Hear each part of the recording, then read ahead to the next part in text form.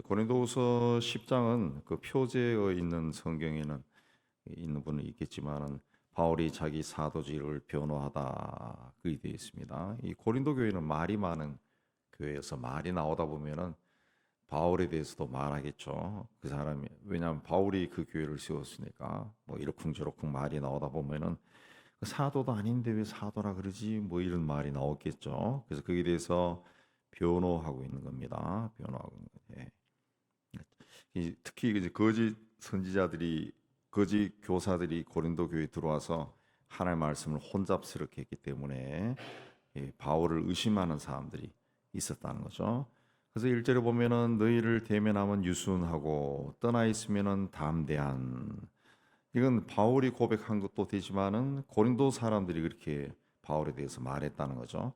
어째 같이 만나면 사람이 아주 순하고 조용한데 이 떠나 있으면 편지로 뭐 글을 내면은 굉장히 그 편지가 강하고 날카롭다 이런 말을 한다는 거죠.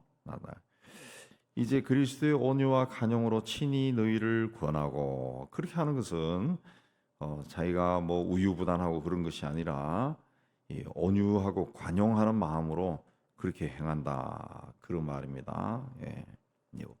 우유부단한 것이 아니고 그리스도의 온유와 관용함으로 할 수 있으면 인내하고 받아주려고 또 용서하려고, 예, 그렇게 그런 마음을 가지고 너희들을 대한 것이다 그것입니다. 또 비난하는 자들은 2절에 보면은 우리를 육신에 따라 행하는 자로 여긴다. 육신에 따라 행한다. 어떤 인간적인 그 이익 때문에 아주 계산적으로 행동한다. 예, 이해타산, 세속적 욕심에 따라서 교회를 돌본다. 뭐 이런 말을 한다는 거예요. 한다. 네. 그렇게 말하는 사람들에게 내가 담대히 대하는 것 같이, 담대히 대한다는 것은 그렇게 자기를 오해하고 그렇게 몰아세우는 사람들에게 비굴하게 굴복하는 것이 아니라 그렇지 않다라고 아주 적극적으로 본인이 그렇게 이야기를 한다는 겁니다. 그런데 너희와 같이 함께 있을 때 나로 하여금 이 담대한 태도로 대하지 않게 하기를 구하노라. 내가 사랑하는 당신들과 함께 있을 때 그 나에게 적대적인 사람에게 내가 적극적으로 변명하고 그렇게 한 것처럼 하지 않게 되기를 원한다. 나는 당신들에게는 여전히 온유하고 관용하는 마음으로 대하고 싶다. 그랬습니다. 우리가 육신으로 행하나 육신에 따라 싸우지 아니하노니 우리의 싸우는 무기는 하나님의 능력이다. 그랬습니다. 이 지금 몸을 가지고 여러분을 만나고 권하고 하지만은 이 몸을 가지고 싸우려고 하는 것은 아니다. 우리는 하나님의 능력, 어떤 견관진도 무너뜨리는 하나님의 능력으로 일하는 자다. 일하는 자다. 그래서 이걸로 뭘 하느냐? 모든 이론을 무너뜨리고 하나님을 아는 것을 대적하여 높아진 것을 다 무너뜨리고 모든 생각을 사로잡아 그리스도에게 복종하게 만드는 것이다. 그것입니다. 모든 하나님의 말씀을 혼잡하게 하는 것들, 모든 이론 또 하나님을 아는 것을 대적해서 뭐 하나님에 대한 이 지식 거기에 대해서 또 반대하는 이론들 이걸 다 무너뜨리고 오직 주님께 복종하도록 하기 위해서 우리가 하나님의 능력으로 일한다. 그랬습니다. 6절에 너희 복종이 온전하게 될 때에 모든 복종하지 않는 것을 벌하려고 준비하는 중에 있노라. 그랬습니다. 온전하게 된다. 정말 순수한 마음으로 하나님께 순종하는 그런 어떤 이 때에 이르게 되면은 정말 그 하나님의 그 인도하심의 말씀에 정말 철저하게 복종하는 사람들로 헌신된 자들로 변화하는 그 때가 되면은 모든 복종하지 않는 것을 보라로 준비하는 하는 중에 있노라 그랬습니다. 그때가 되면은 모든 것을 받아들일 수 있으면은 또 이해할 수 있으면은 복종하지 않는 사람들을 그때는 징계할 거다 그랬습니다. 이 전체적인 교회 성도들의 수준이 그 누군가를 잘못한 사람을 징계하면은 아우 저분은 주님을 믿는다고 하는 사람이 사랑이 없네 하고 전체 분위기가 막 그렇게 흘러가 버리면은 누군가를 뭐라 할 수가 없죠. 그래서 이제 교인의 어떤 영적인 사고 수준이 좀 높아졌을 때 누가 잘못한 것에 대해서 그거 그렇게 잘못한 것이 아니요. 그러면 다른 사람들도 그 잘못했네요. 이제 회개해야지. 이게 된다는 거죠. 근데 전체가 그런 생각을 안 하고 있을 때는 징계를 잘못하면은 교회가 오히려 혼란스러워 된다. 그래서 너희 복종이 온전하게 될 때에 모든 복종하지 않는 것을 버리라고 준비하는 중에 있다. 그랬습니다. 7절에 너희는 외모만 보는도다. 외모만 본다. 이 외모를 가지고 판단한다는 거죠. 외모를 판단. 자신을 비난하는 것이 이 외모를 가지고 자꾸 판단하는 거죠. 우리 다른 데도 나오지만은 이 글로만 대하면은 이 편지 글로만 읽으면은 사람이 굉장히 막 이 대단한 사람을 보는데 이 실제로 만나 보면은 전에 내려오는 이야기하면은 바울은 키가 작고 못생겼다 그러거든요. 그러니까 뭐 상상 속에는 굉장히 멋있는 분으로 이 글을 잘 쓰고 하니까 알았는데 막상 만나니까 기대에 미치지 못하니까 좀 이런저런 말이 나오는 거야. 아유 뭐 저 사람이 무슨 이 말을 하겠어. 뭐 이렇게 자꾸 부정적인 게 나온다는 거죠. 그래서 외모만 본다. 그렇게 이야기합니다. 사람이 자기가 그리스도에게 속한 줄을 믿는다면 내가 그리스도에게 속해 있고 내가 하나님의 그 자녀이고 하나님으로부터 구원받은 사람이고 하나님이 나와 함께 하시고 나에게 능력을 주시고 본인이 그렇게 믿는다 그러면은 다른 사람들도 그렇다는 것을 좀 생각해라 그랬습니다. 나는 누구냐? 주님이 주신 권세를 가진 자다. 주님이 보낸 사도다. 8절에 그렇게 이야기합니다. 그리고 주님께서 자신을 사도로 세운 것은 너희를 무너뜨리려고 하는 것이 아니다. 여러분이 혹 잘못을 했다 해서 그걸 무너뜨리려고 나에게 권세를 준 것이 아니라는 거죠. 아니야. 성도를 잘 양육해서 교회를 세우도록 하기 위해서 나를 세웠다. 그래서 1절에 그리스도의 온유와 관용으로 친히 너희를 구원한다. 친히 너희를 구원한다. 성도들의 그 싸움은 육신적인 것이 아니라 영적인 것입니다. 하나님의 일을 할 때도 항상 이게 영적인 것이죠. 영적인 것이. 우리가 인생을 살아갈 때도 우리 믿는 사람들은 우리의 삶뿐만 아니라 또 다른 사람, 또 이 사회, 이 세상에 일어나는 모든 일들을 영적으로 보는 거죠. 영적으로 보는 거죠. 이 배후에서는 어떤 일이 진행되고 있을까? 하나님은 이걸 통해서 우리에게 뭘 말씀하고 있을까? 그걸 우리가 자꾸 생각해야죠. 그래야 이제 거기서 기도도 나오고 그런 겁니다. 우리나라의 요즘의 어떤 현실들이 있잖아요.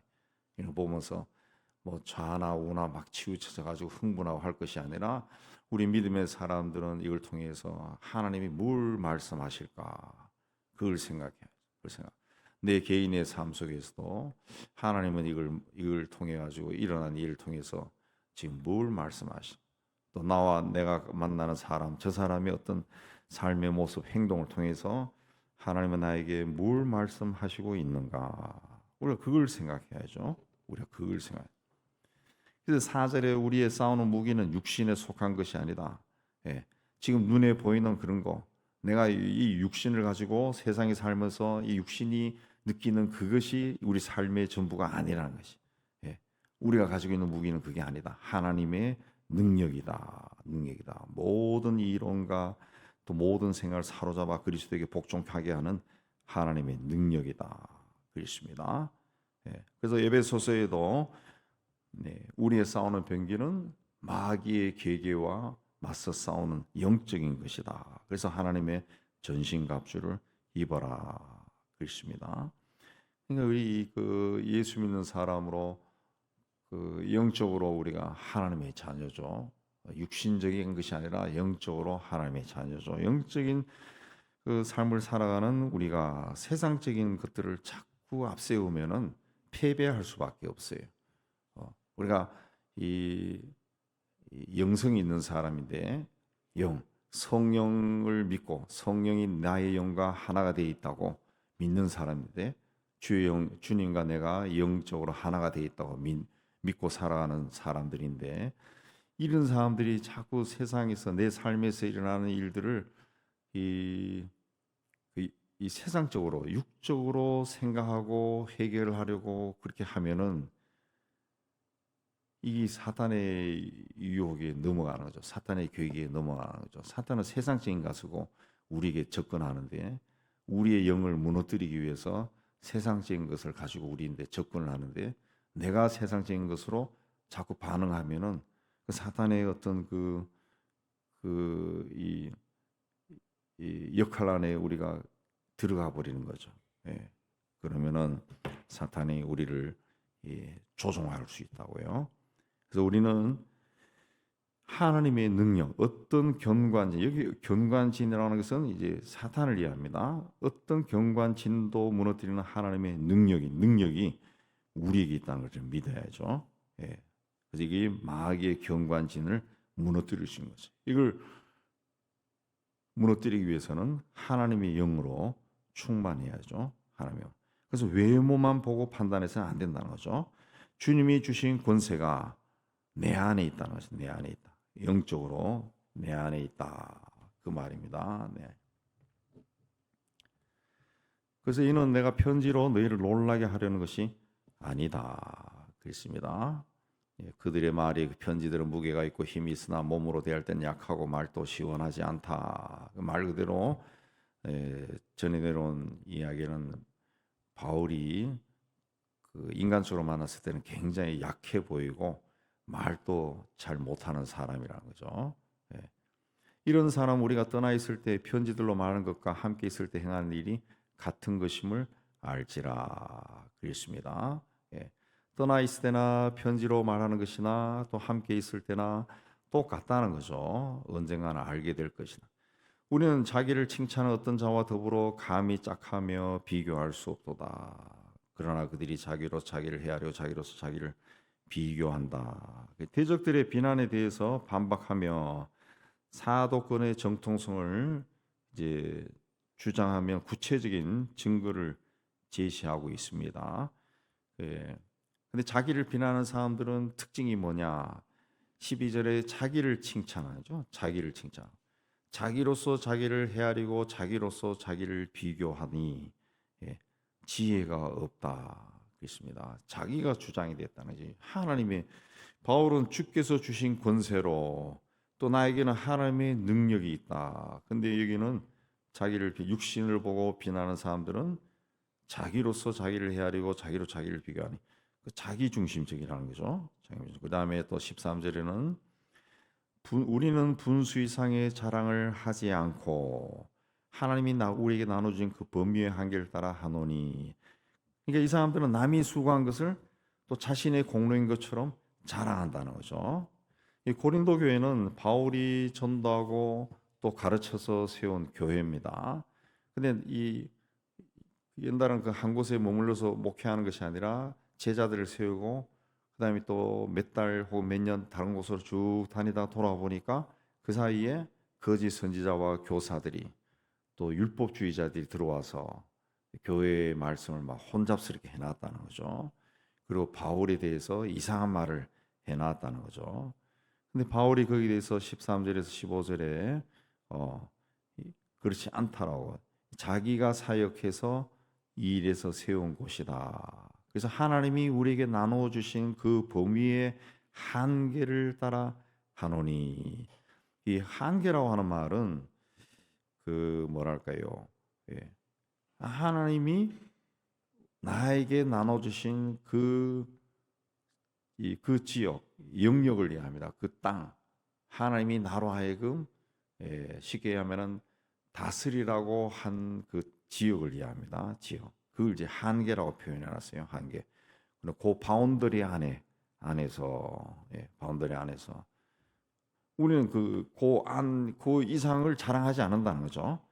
하나님이 나에게 준 그 바운더리 안에서 그 한계 안에서 일할 뿐이다. 그렇게 하다가 너희에게까지 이런 것이다. 이런 것이다. 그렇습니다. 이런 것이다.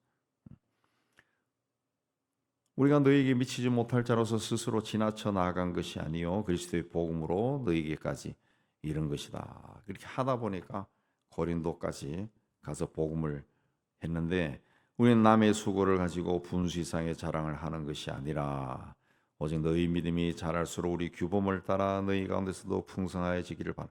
하나님이 나에게 준 그 땅, 하나님이 나에게 그 목양을 하라고 한 그 땅 아래서 그 땅에 들어온 사람들의 믿음이 자라도록 우리가 기도하고 가르칠 뿐이다. 가르칠 뿐이다. 남의 규범으로 이루어 놓은 것으로 자랑하지 않고 너희 지역을 넘어 복음을 전하려 합니다. 남이 수고한 걸로 이 바울의 대적자들은 자꾸 거기 들어와서 우리말로 하면 뭐 숟가락을 넣기를 계속 한다는 거지. 그렇게 하면서 자꾸 어지럽히는데 우린 그것이 아니고 너희들 말씀으로 든든히 세우고 너희 지역을 넘어서 또 다른 곳에 복음을 전하려 하는 것이다. 예. 우리는 자기로서 자기를 헤아리고 자기로서 자기를 비교하고 분수 이상의 자랑을 하는 그런 자가 아니다. 우리는 자랑하려면 주 안에서 자랑해라. 예. 옳다 인정함을 받는 자는 자기로서 자기를 비교하고 헤아리고 그런 자기를 칭찬하는 자가 아니요 주님이 칭찬하는 자다. 결론적으로 나는 주님이 보낸 자고 주님이 보낸 지역에서 너 고린도에서 내가 수고해서 말씀으로 너희들 키웠고 또 고린도를 넘어서 다른 지역에 가서 복음을 전하고 그렇게 하는 자지 어떤 너희들에게서 어떤 유익을 취하고 육신의 유익을 취하고 또 영광을 받으려고 하는 자가 아니다. 내가 너희 교회를 세우고 뭘 했다 해서 자랑하고 싶은 마음이 전혀 없다. 전혀 없다. 정말 중요한 것은 주님이 칭찬하시는 자다. 그것입니다. 주님이 칭찬하시는. 오늘 우리도 자꾸 어떤 세상적인 조건으로 외적인 것으로 사람을 보고 뭔가를 판단하고 자꾸 그런 것이 아니라 내가 이 주님의 말씀 안에 있느냐 또 모든 경관진을 무너뜨리는 하나님의 능력이 나와 함께 하느냐 우리는 이걸 중요하게 생각하고 자꾸 육신적으로 눈앞에 있는 것만 보고 그걸로 사람을 평가하고 하는 것이 아니라 이 이면에서 하나님이 지금 뭘 하려고 하느냐 이 사회 속에서 이 세상 속에서 이 북한 내의 어떤 그 관계 또 세상에 일어나는 뭐 굉장히 많잖아요. 굉장히 많습니다. 전쟁과 폭력과 뭐 신음의 소리, 고통의 소리 이 자꾸 이제 접하다 보면은 답답해지죠. 답답해져. 그러나 그런 걸 통해서 지금 하나님이 무엇을 계획하고 하려고 하시는가? 우리는 그걸 생각하고 또 주께서 주신 일을 지금 내 삶 현장에서 주신 일을 잘 감당하기 위해서 우리 애를 써야죠. 그게 바울이 자기에 대해서 변론한 요지입니다. 요지. 예, 자랑할 사람은 주 안에서 자랑하고 칭찬받으려면 스스로 칭찬하지 말고 주님이 칭찬하는 자가 되라. 그렇습니다. 우리도 다 주께서 칭찬하신 자가 되기를 주의 이름으로 축복합니다.